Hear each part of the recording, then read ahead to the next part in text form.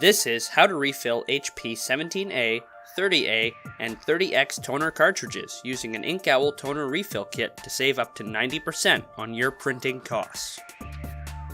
This is a toner hole-making tool. We will use this tool to easily pierce into the cartridge without the risk of plastic bits damaging the internal components.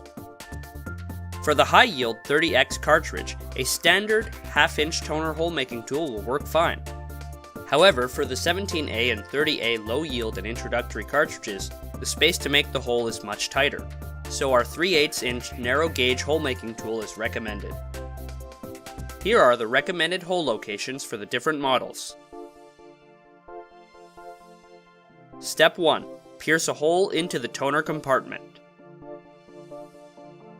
Step 2. If it's your first time using aftermarket refills, it's a good idea to dump out any residual toner to avoid the risk of toner contamination, which would result in poor print quality. Here is a bottle of Inkowl's high-quality black toner for HP M102. Step 3. While gently rocking the bottle and the cartridge, begin pouring toner through the refill hole. Step 4. Seal the hole with some of the provided aluminum tape.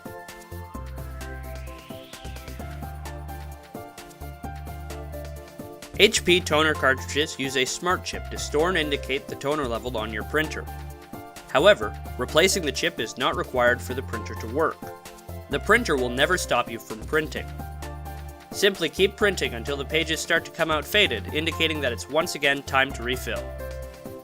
Congratulations! Your cartridge is now ready to be installed. You just saved yourself $55 and threw one less cartridge into the landfill. Take a moment. Think green. Think refilling. Think Inkowl.